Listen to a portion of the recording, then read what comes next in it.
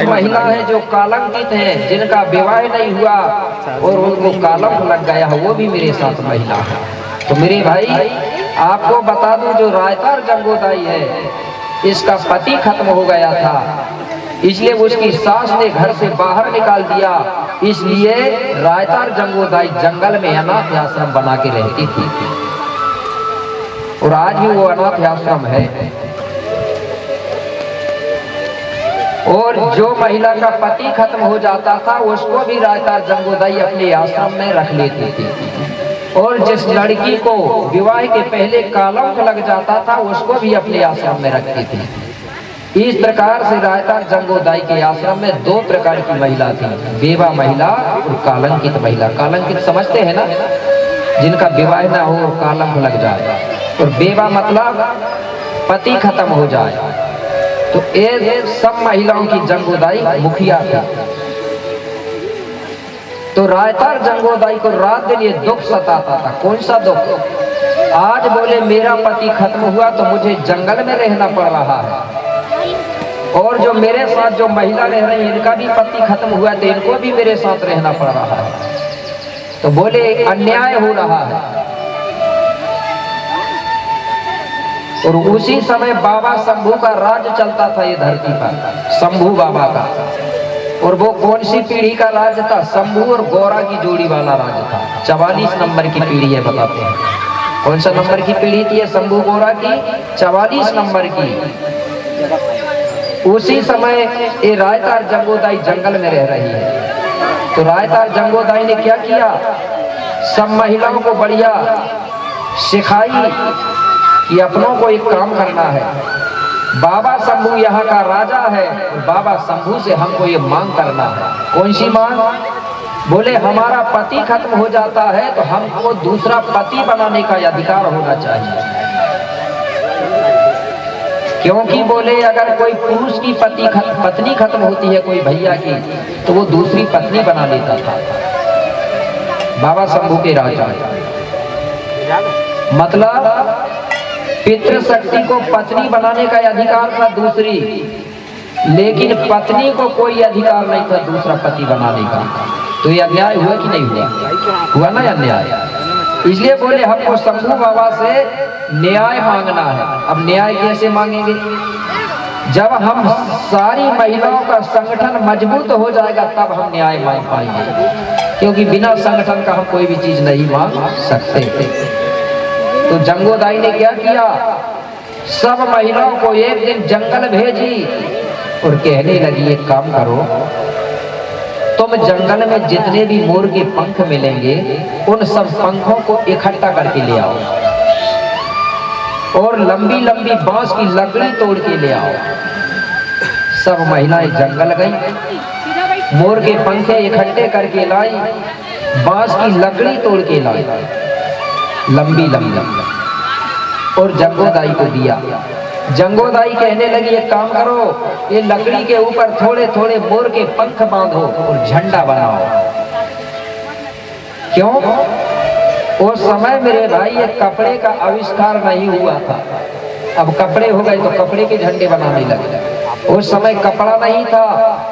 हमारे लोग उस समय जानवरों के छाल लपेटते थे, उसमें अपना तन ढकते थे। इसलिए आज भी शंभू बाबा बाघंबर लपेटता है। कपड़े होते तो वो भी बाघंबर नहीं लपेटता, क्योंकि कपड़े नहीं थे। ये कपड़े का आविष्कार बाद में हुआ भाई। तो सब महिलाओं ने मोर के पंखे के ऊपर बांधी और झंडे बनाई। अब जंगोदाई कहने लगी सब महिलाएं बोले एक एक झंडा रख लो और एक एक डंडा रख लो, और अब बोले हमको इकट्ठा होकर बाबा शंभू के पास चलना है, रैली निकालेंगे। बोले अब ये सब महिलाओं ने झंडा ली, डंडा ली और रैली निकालती है, आंदोलन करती है। चिल्लाते हुए चली, बाबा शंभू तुम्हारे राज में अन्याय हो रहा है, हमको न्याय चाहिए। शंभू बाबा ने जब देखा महिलाओं का भीड़ झुंड आते हुए, तो शंभू बाबा ने सोचे कि ये क्या है, ये ढेर सारी महिलाएं इकट्ठे होके आ रही है और न्याय चाहिए बोल रही है, इनको कौन सा न्याय चाहिए? अब ये पहुंची जंगोदाई पूरी महिलाओं के साथ बाबा शंभू के पास। शंभू बाबा से कहने लगी, बाबा तुम्हारे राज में अन्याय हो रहा है, हमको न्याय चाहिए। बोले हम आपसे न्याय मांगने आए हैं। शंभू कहने लगा, कौन सा न्याय? आप बोले मुझे समझा के बताओ। जंगोदाई कहने लगी, बाबा तुम्हारे राज्य में बोले अगर कोई किसी की अगर पत्नी खत्म हो जाती है तो वो दूसरी पत्नी बना लेता है। बोले हाँ, लेकिन बोले अगर कोई महिला का पति खत्म होता है तो वो दूसरा पति क्यों नहीं बना सकती? बोले तो अन्याय है कि नहीं? बोले अब बाबा शंभू ने विचार मंथन किया और कहने लगा कि हाँ वास्तविक में बोले ये अन्याय है ना अन्याय? जब पुरुष वर्ग दूसरी पत्नी बना ले रहा और महिला नहीं बना पा रही तो अन्याय हुआ ना। तो बोले जंगोदाई ये तो मुझे याद भी नहीं था, आपने अच्छी याद दिलाई, ये अन्याय कब से चला आ रहा था। बोले तो आपको चाहिए क्या? बोले जंगोदाई कहने लगी, जब पुरुष दूसरी पत्नी बना सकता है तो हमको भी वही अधिकार चाहिए कि हमारा पति भी खत्म हो तो हम दूसरी पति बना सके। बाबा शंभू ने तुरंत मेरे भाई जंगोदाई और जितनी भी कलंकित और बेवा महिला थी उनको सबको टीका लगाया और सम्मान किया और कहने लगा, आज के बाद से अगर कोई गोंड समाज की महिला का पति खत्म होता है तो वो अब दूसरा पति बना सकती है, वो कभी बिना पति की नहीं रह सकती। तो शंभू बाबा ने अधिकार दे दिया। और ये समय कौन सा था? ये समय भी दिवाली का था, दीपावली का। सुना होगा आपने सारक का मारक का नाम का जो तीर्थ स्थान है उसी तीर्थ स्थल के किनारे दिया था। जब से गौड़ समाज की महिला दूसरे पति बना सकती है, खत्म होने के बाद बना सकती कि नहीं बनाती? आपके घर बना लेती है। अगर उसका देवर होगा तो देवर को पति बना सकती है, देवर नहीं होगा तो दूसरे परिवार में भी जा सकती है। ये आज भी चलता है कि नहीं चलता? ये अधिकार किसने दिया? बाबा शंभू ने। दीपावली को इसलिए दीपावली से देखना हमारे लोग गांव-गांव में रायतार जंगोदाई की पूजा पाठ करते हैं। मानते हैं ना दीपावली के समय जो ढाल चंडी होती है मोर के पंख वाले रहता ना, एक झंडा मोर के पंख बंधा होता है, मंडई मेला में जंगोदाई बोलते हैं उसको। कुछ लोग जंगोदाई नहीं बोलते, उसको गांगोदाई बोलते हैं। यही जंगो है वो जो ढाल चंडी चलती है उनके साथ में रहने वाली महिलाएं। तो ये अधिकार बाबा शंभू ने दिया। किसको? महिलाओं को। किसने दिलाई? यही रायतार जंगोदाई ने दिलाई। अगर ये नहीं करती तो आज भी महिलाओं को पति खत्म होने के बाद जंगलों में रहना पड़ता। लेकिन आज जिसने हमको अधिकार दिलाया उसको नहीं जानती ना महिलाएं। और जिसने हमको कुछ नहीं किया उसको जानती है। जानते हैं ना? जानते भी हैं और मानते भी हैं। उदाहरण के लिए जंगोदाई ने अधिकार दिलाया लेकिन जंगोदाई को कोई नहीं मानता, महिलाओं को कह रहा है। और जिसने कुछ नहीं किया उनको खूब मानती है जैसे लक्ष्मी जी है, सरस्वती जी है, दुर्गा जी है, खूब मानती है ना। इनने दिया क्या? कुछ दिया है आपको? मुझे तो लगता नहीं दिया। हमारी गोंडी संस्कृति के अनुसार रायतार जंगोदाई है हमको अधिकार दिलाने वाली, इसलिए तो उसको बोला क्रांतिकारी रायतार जंगोदाई। जंगो का मतलब हुआ जंग करने वाली, उसका नाम है रायतार। लेकिन उनने महिलाओं के लिए लड़ाई लड़ा, इसलिए उसके सामने जुड़ गया जंगो। जंगो मतलब जंग करने वाली, झगड़ा लड़ाई करके। क्रांतिकारी रायतार जंगोदाई, ये जंगोदाई है। गोंडी संस्कृति के अनुसार ये विद्या की देवी भी कहलाती है। क्या कहलाती है? विद्या की देवी। यही रायतार जंगोदाई ने सबसे पहले भारत देश में, जिसको नालुंगा विश्वविद्यालय कहा जाता है, सुने ना? वो नालुंगा विश्वविद्यालय रायतार जंगोदाई का ही था। और उस विश्वविद्यालय में विदेश के लोग पढ़ने आते थे भारत में। लेकिन अब भारत के लोग बाहर विदेश पढ़ने जाने लगे। अब बताइए, जिस समय गोंडी संस्कृति थी उस समय भारत देश विश्व गुरु कहलाता था। और आज हमारे देश के लोग बाहर पढ़ने जाने लगे। वही जो नालूंगा विश्वविद्यालय कहा जाता है, रायता जंगोदाई का आविष्कार की हुई है। इस प्रकार से जंगोदाई ने अधिकार दिलाई।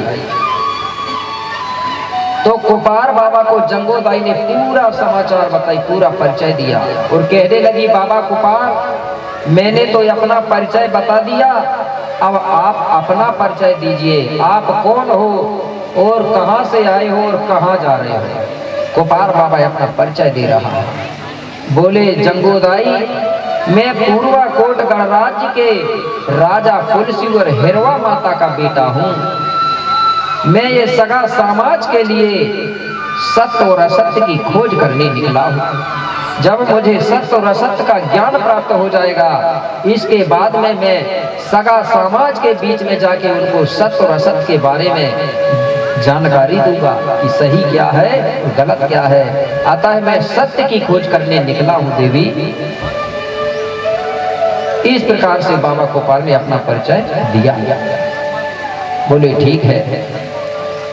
तो बोले, देवी बहुत देर हो गई, बोले अब मुझे बोले आज्ञा दीजिए, अनुमति दीजिए, अब मुझे बोले और आगे भी जाना है। तो रायतार जंगोदाई कहने लगी, ठीक है बाबा, बोले जा सकते हो।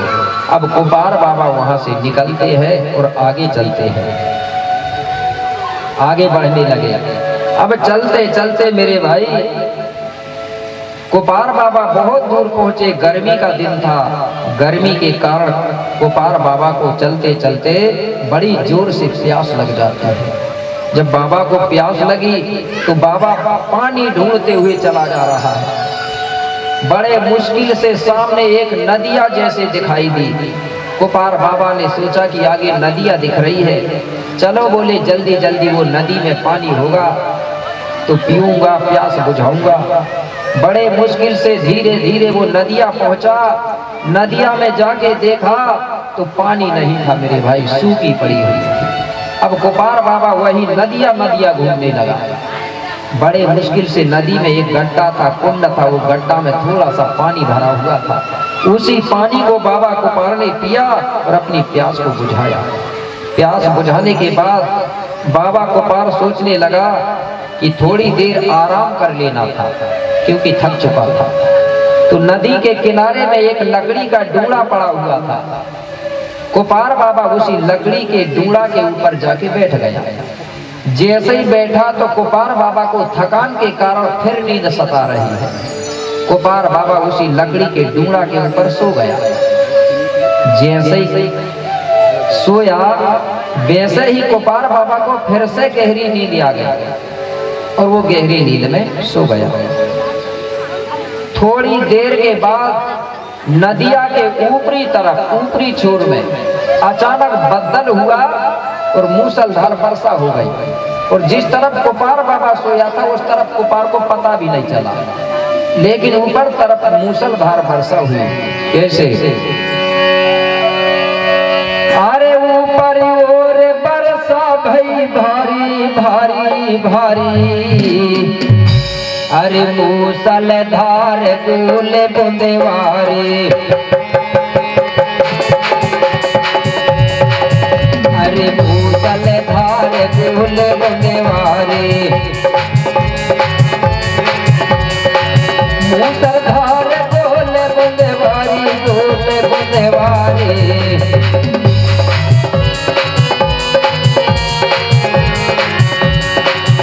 अरे ऊपर और वर्षा भई भारी,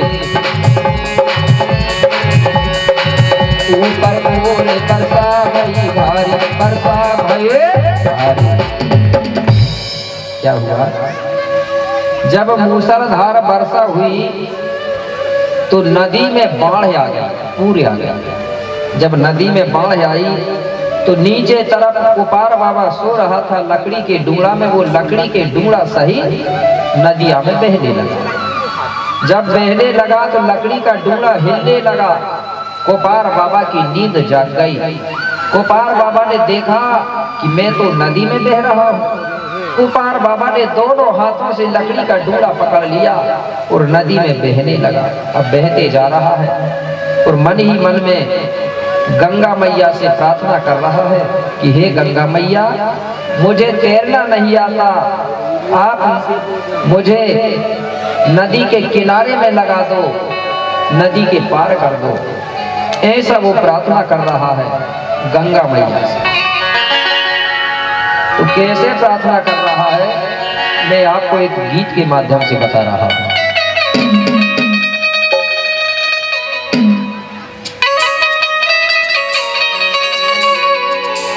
और हम सब लोग भी प्रार्थना करेंगे कि हमारे गोपाल बाबा बच जाएं, ठीक है।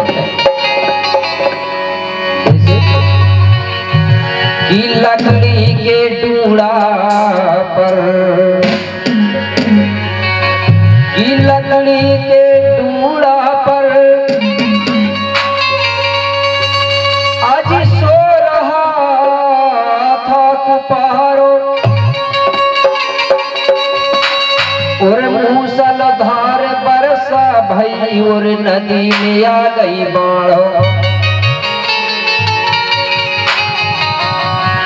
जब नदिया में बाढ़ आई तो क्या हुआ कि नदिया में डूड़ा बहने लगा, कि नदिया में डूड़ा बहने लगा,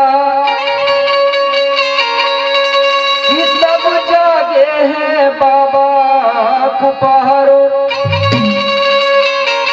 और हाथ जोड़ गंगा मैया से कि विनती कर रहे बारंबार।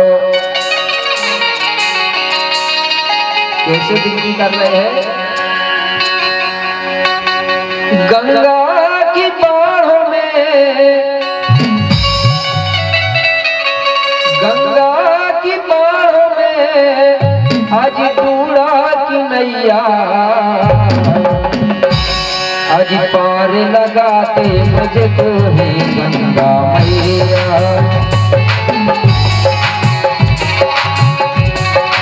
पार लगाते मुझको है गंगा मैया।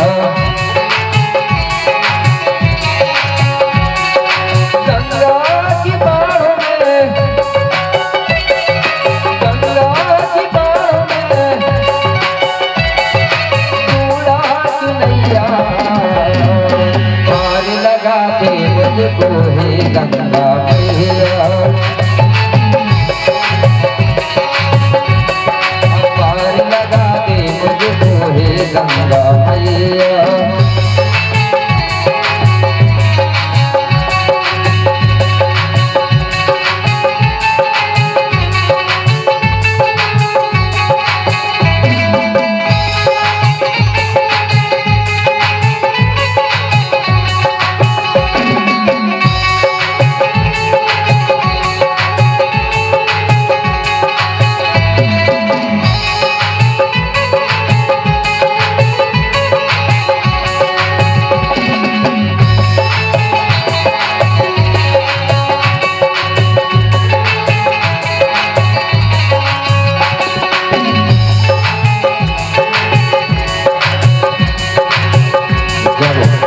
गोपाल बाबा बहने लगा तो बाबा गोपाल की नींद जग जाती है। कैसे? नींद खुली लिंबो की पान परेशानी में, नींद खुली लिंबो की पान परेशानी में, डूड़ा के साथ बहा गंगा जी के पानी में,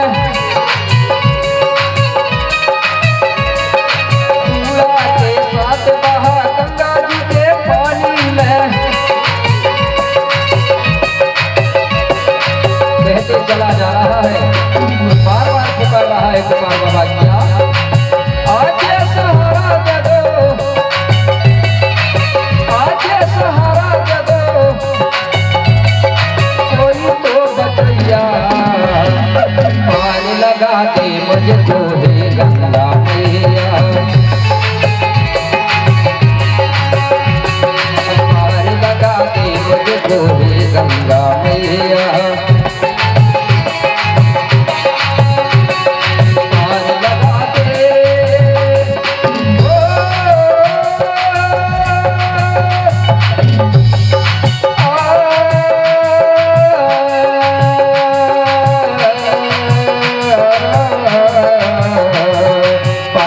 लगा दे मुझको हे गंगा मैया।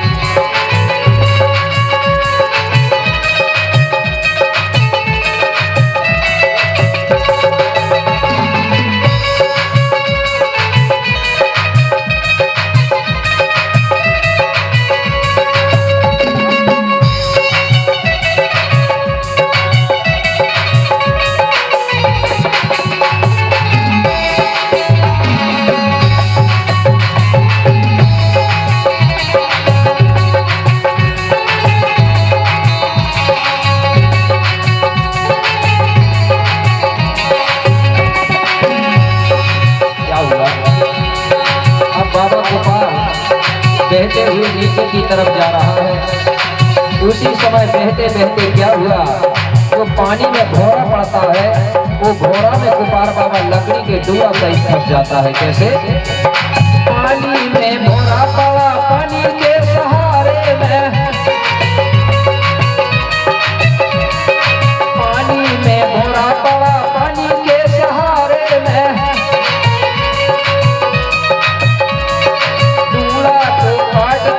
लाता है किनारे में,